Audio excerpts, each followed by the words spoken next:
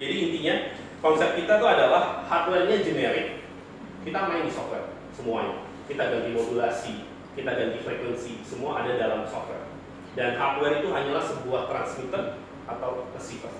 Sehingga nanti desain sebuah sistem ada dua, ada hardware designer, algoritma dan juga prototyping itu satu area. Ya. Nah, kalau Bapak tanya lagi, NI beli perusahaan apa lagi untuk menyelesaikan yang bagian hardware? Ya, NI membeli perusahaan yang namanya AWR.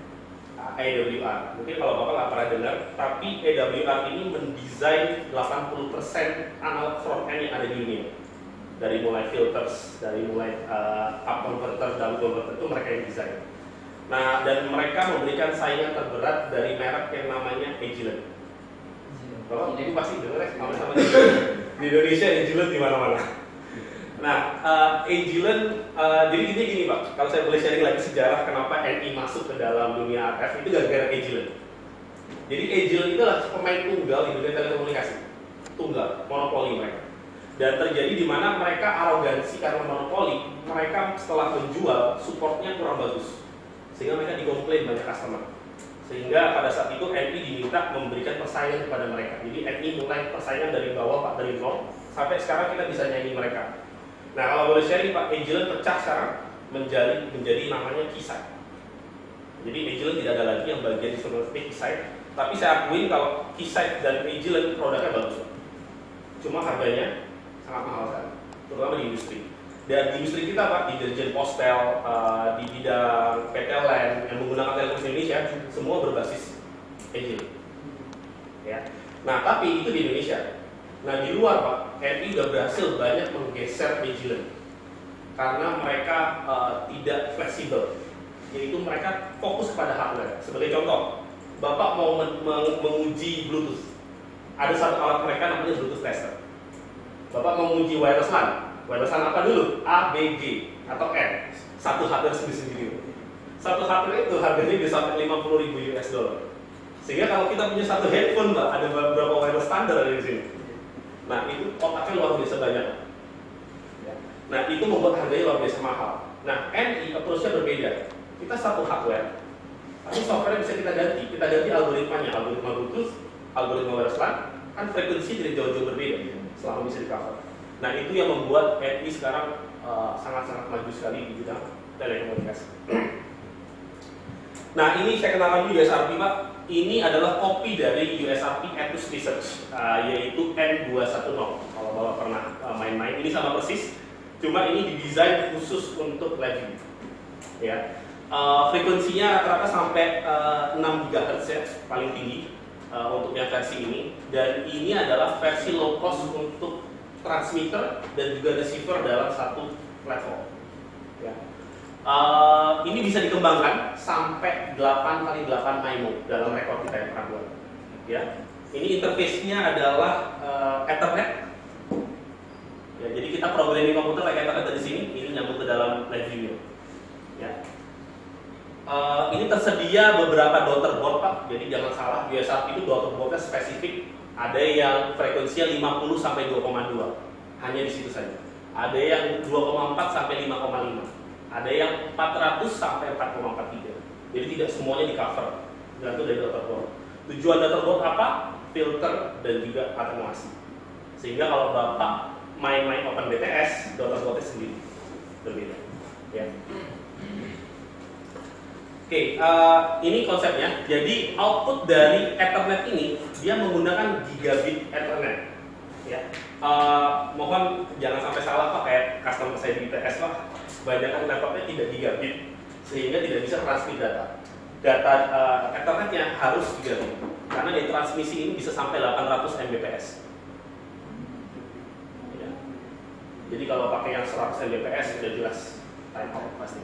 Ya. Nah, output data dari sini ke sini itu adalah baseband IQ. Lalu data sebelumnya ada di mana? Ada di sini. Sebentar, saya fokuskan. Nah, dalam USRP itu terjadi semua analog front end. Jadi dalam USRP yang kita punya Pak, dari mulai antena, konektor antena ya, SMA konektornya, sampai ke ADC, itu analog front end yang tidak bisa diubah. Dan di sini ada DDC, Digital Down Converter, ini FPGA Pak. Nah, kita akses data di sini. Jadi data yang kita terima sudah bentuknya IQ data. Ya, maka dari itu kalau Bapak pakai ini tidak bisa untuk MIMO lebih dari 8 karena kecepatan keterbatasan di sini. Nah, USRP yang versi terbaru Pak, ini kita buka FPGA-nya. Sehingga kita bisa masukin filter kita bisa masukin down converter kita sendiri. Ya, itu untuk yang bisa diprogram FPGA-nya.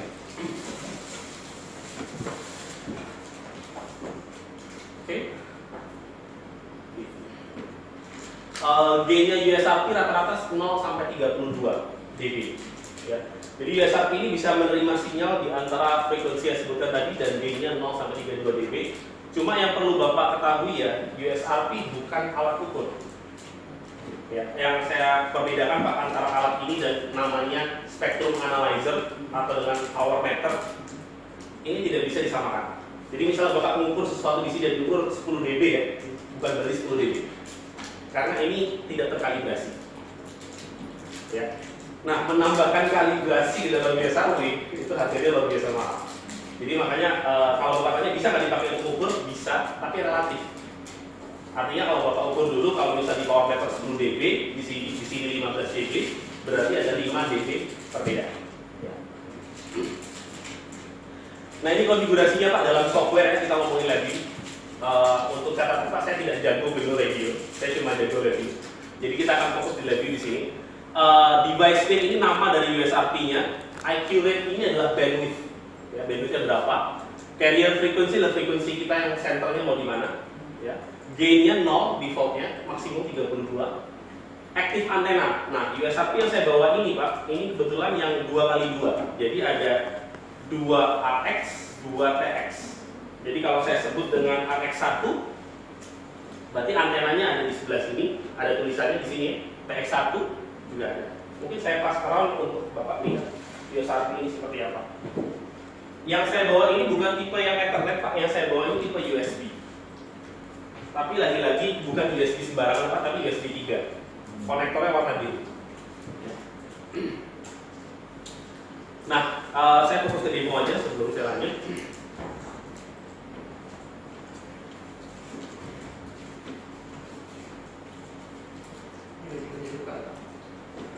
Oh bisa? Itu cuma pelindungannya biar nggak karatan.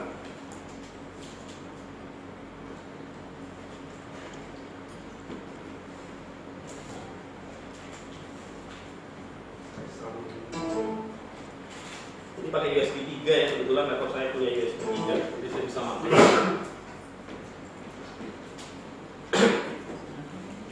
Pada saat awal koneksi USB 3 harusnya muncul di sini ya, USRP kita. Ini belum muncul karena baru saya sambung.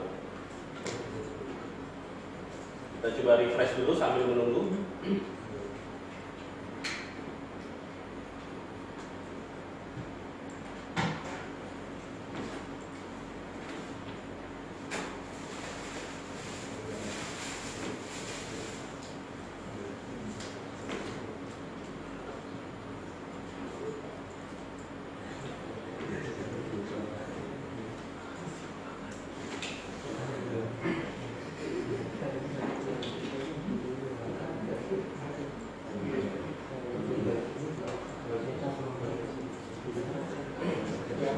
Nah, ini udah terdeteksi ya. Jadi aplikasi yang ini namanya NI USRP Configuration Utility adalah tempat di mana kita melihat USRP kita versi firmware-nya berapa. Ini bisa kita ganti-ganti, mau pakai ini atau mau pakai Etus Research. Namanya USRP NQ1 ya, saya punya ya. Nah, sekarang kita fokus ke development-nya dulu. Sebentar, saya terus dulu bagian saya.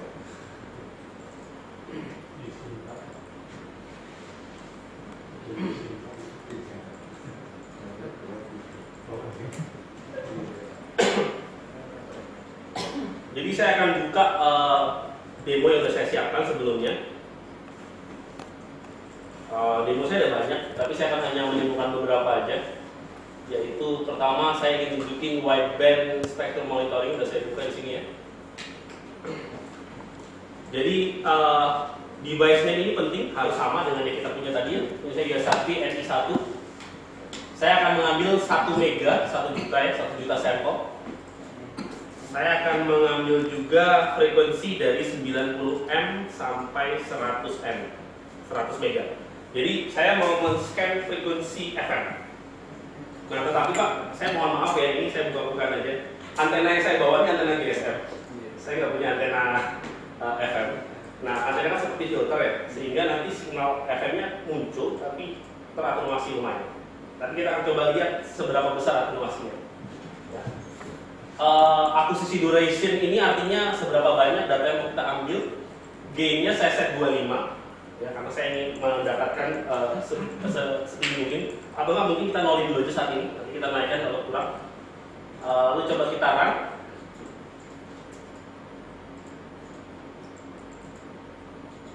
Nanti dia akan scan kalau Bapak lihat ya. Ini frekuensi 90 mega di sini. Ke kanan ini adalah frekuensi 100 mega. Jadi kalau kita di sini Pak ada peak ya. Kemungkinan besar ini radio station. Kemungkinan besar karena saya melihat frekuensi dalam range FM radio frekuensi. Nah kalau Bapak lihat di sini ya, ini amplitudo kira-kira 0,0045 ya di sini ya. Coba saya naikkan gain-nya ya. Saya naikkan misalnya 25 dB. Kita lihat efek terhadap sinyal ini. Sehingga auto scale-nya saya coba matikan dulu sebentar.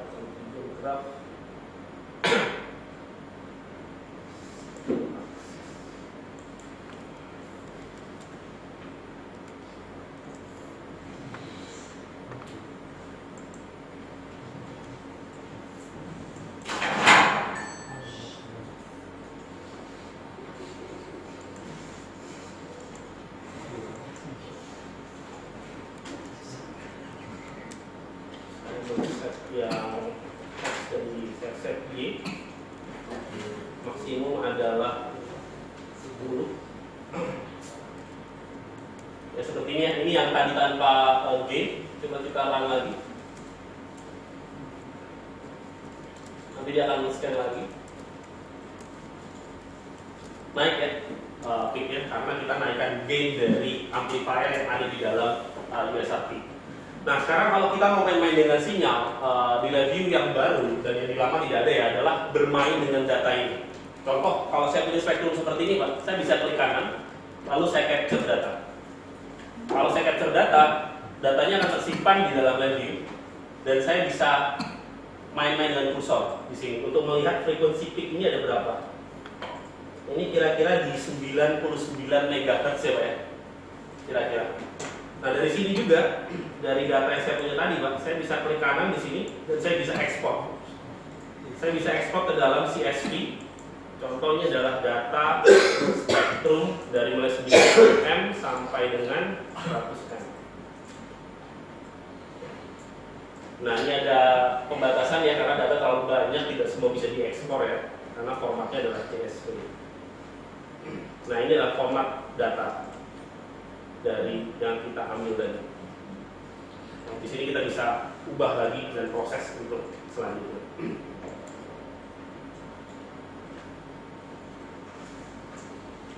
Oke, kita dapat frekuensinya. Nah, ini saya lanjutkan lagi. Nah, kalau di sini kalau Bapak lihat ya resolusinya kan agak tipis ya. Sehingga kalau saya mau resolusi lebih tajam lagi, Pak, saya bisa naikkan akuisisi ini menjadi misalnya 10 M kecil. 10 M kecil artinya 10 milisecond. Saya run ya. Nanti data yang diambil akan jauh lebih tajam ketimbang sebelumnya.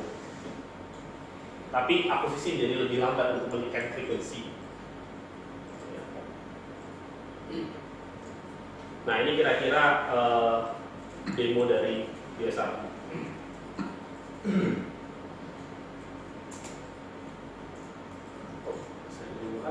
Nah sekarang kita coba dimodulate Pak kalau kita dapat sinyalnya. Nah LabVIEW basic, kembali ke basic LabVIEW sedikit dulu ya sebelum kita lanjut. Dia menggunakan konsep namanya data flow programming. Ya, kalau Bapak main-main dengan C, Visual Basic, dan lain-lain, konsepnya adalah top down atau sequential. LabVIEW itu data flow, artinya flow program mengalir mengikuti dari data. Ya, itu perbedaan utama dari USRT dengan LabVIEW dengan bahasa lain. Nah ini contoh secara high level dan secara low level. Kalau kita lihat konsep ya, ini konsep bagaimana mengakses USRP. Ini adalah implementasi dari USRP-nya. Kalau Bapak bandingkan data ini dengan data gedung radio ya, gedung radio minimal 2 halaman untuk ngambil data ini. Tapi kalau live view bisa ya mepet-mepet 1 halaman A4 aplikasi. Ya, jadi jumlah coding yang digunakan jauh lebih sedikit kalau kita menggunakan live view. Nah, tadi sudah saya tunjukkan ya, wider forum, jadi saya nggak tunjukkan lagi di sini. Nah, di modulating FM itu ada banyak cara, Pak. Salah satu adalah membaca fasenya, perbedaan fasenya. Itu akan kita coba di sini. Atau juga bisa langsung menggunakan fungsi demodulate FM. Dan nanti terakhir saya mau nunjukin bagaimana mendemodulasi menggunakan MATLAB code yang udah kita buat. Ya. Nah, ini saya demokan aja dulu demodulasi FM di sini.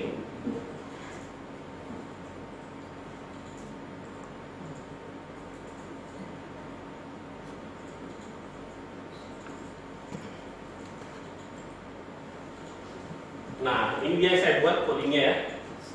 Jadi kalau dilihat di sini ya, USRP ini satu namanya, bandwidth dari FM biasanya cuma 200 kHz biasanya. Carrier frekuensi tadi yang kita deteksi adalah 99 mega ya. Lalu gainnya saya set mungkin tinggi 25 aja cukup. Nah, selesai dari sini kita coba run.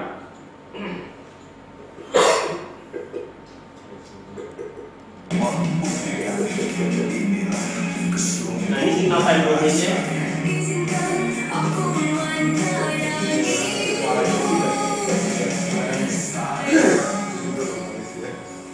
Suara terlalu besar ya. Jadi kalau saya lihat di internet 99 itu frekuensinya sampai dari Pak 99 MHz. RRI 2 FM. Nah, di sini kelihatan Pak beberapa sinyal ya. Saya punya slide untuk menunjukinya. Jadi kalau di FM itu kita lihat secara spektrum, maka pada saat 30 Hz awal ini adalah signal mono. Lalu ada stereo pilot di sini 19 kHz ya. Ini stereonya data di sini. Dan kalau dia pakai RDS ya atau RBDS, data digital untuk menunjukkan channel apa, nama dan lain-lain ada di sini.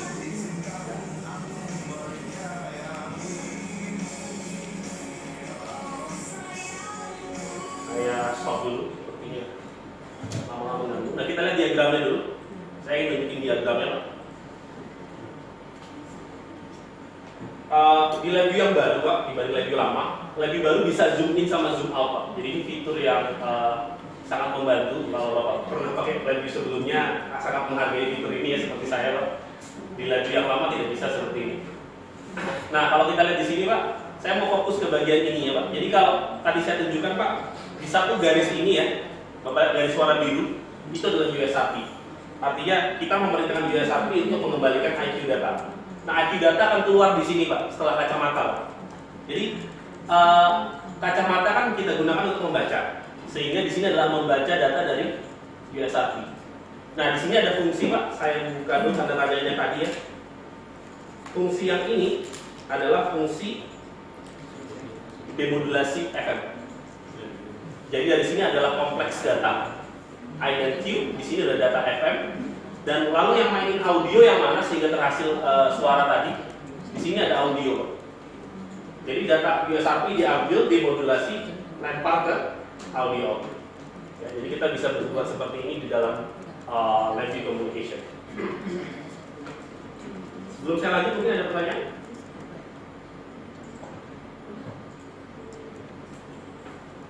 Kalau belum, saya lanjut lagi ke Mastery Node. Bapak pasti pernah pakai Simulink ya? Saya asumsi itu.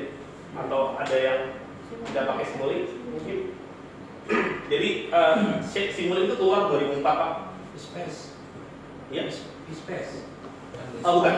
PSPICE, Multisim, lalu Proteus. Dia dalam satu kategori. Mereka adalah Circuit Simulation Design Software. Atau lebih tepatnya analog. Sebenarnya mereka fokus di analog. Nah, kalau MATLAB dan juga Simulink berbeda fungsi. Kalau MATLAB itu mathematical, kalau Simulink itu modeling arahnya. Dan mereka fokus pada software simulasi. Simulink keluar tahun 2004 Pak, dan pada saat keluar dia memberikan gratis, beli MATLAB gratis Simulink. Ya biasa gitu, tapi kalau Bapak beli yang versi 2007 ke atas itu nggak berlaku lagi Pak. Kenapa? Karena 2004 MI menuntut MathWorks. Karena Simulink itu adalah graphical, sementara royalty graphical dipunyai oleh LabVIEW, sehingga setiap kali Bapak atau beli Simulink itu royalty ada ke MI. Nah pada saat itu MI marah Pak terhadap MATLAB, kok berani-beraninya ngopi gitu. Nah akhirnya tahun 2008 MI balas dendam. Kita ngeluarin ini Pak, MathWorks Note. MathWorks Note ini adalah 95% MATLAB. Nah, NI berantem sama MathWorks, Bapak nggak usah khawatir, Bapak yang diuntungin sebenarnya. Ya, jadi biar kita aja berantem sama mereka. Jadi memang Pak, saya pernah ketemu orang MATLAB, mereka tidak suka sama kita sama sekali. Ya. Jadi sempat ada tensi gimana gitu. Tapi untungnya di Indonesia nggak ada Pak, karena MathWorks itu kantor terdekatnya di Malaysia. Jadi saya ketemunya waktu di Malaysia, nggak di sini. Di sini cuma distributor aja, jadi mereka nggak terlalu peduli lah sama hal kayak gitu. Ya, nah intinya gini, MathWorks ini apa? Bapak bisa nge-run file coding tanpa buka atau install MATLAB. Kalau Bapak punya algoritma, Bapak mau jalanin di embedded hardware seperti Mindtech, MindIO, itu nggak perlu lagi MATLAB. Karena dari pengalaman saya sebelumnya, Pak, membuka MATLAB itu berat. Ditambah ngebuka LabVIEW. Jadi dulu tuh kalau saya ketemu teman-teman yang ambil S2 dan S3, mereka modelingnya pakai Simulink dan MATLAB dan mau ke hardware, mereka akhirnya pakai hardware NI, pakai LabVIEW sama MATLAB komunikasi. Nah, dua software ini jalan Pak, beratnya luar biasa, sehingga delay yang diakibatkan software itu luar biasa besar. Nah, maka dari itu dengan adanya ini jauh-jauh lebih mudah. Nah, ini saya mau nunjukin sedikit aja tentang MathWorks, maaf, bukan MATLAB. Yang saya bilang 95% MATLAB. Jadi kalau Bapak punya algoritma, mau dijalanin di hardware, nggak usah recoding, nggak usah interfacing ke dalam format LabVIEW atau yang lain, bisa copy paste. Nah contoh kalau dalam MATLAB saya masih ingat yang simple-simple ya, A sama dengan 10, B sama dengan 5, C sama dengan A tambah Q. Ini versi simple dari MATLAB. Beda 5%-nya apa Mas? Pertanyaan yang bagus Pak. MATLAB punya beberapa representasi data yang saat ini tidak mungkin diimplementasikan dalam hardware. Data tipe itu saya lupa namanya Bapak, saya pernah ketemu. Nah, data tipe itu tidak ada di hardware, sehingga kita tidak bisa representasi dalam LabVIEW, karena LabVIEW itu bahasa hardware. Gitu. Jadi itu hanya bisa disimulasikan. Saya mau demokan ini sebentar sebelum saya lanjut. Untuk ngitung matrik yang ordernya tinggi itu bisa ya? Secara teori matriks nggak masalah. Ya, kalau matriks kompatibel. Saya mau buka ini. Ini ada satu tutorial yang saya download dari internet, Fast Fourier Transform.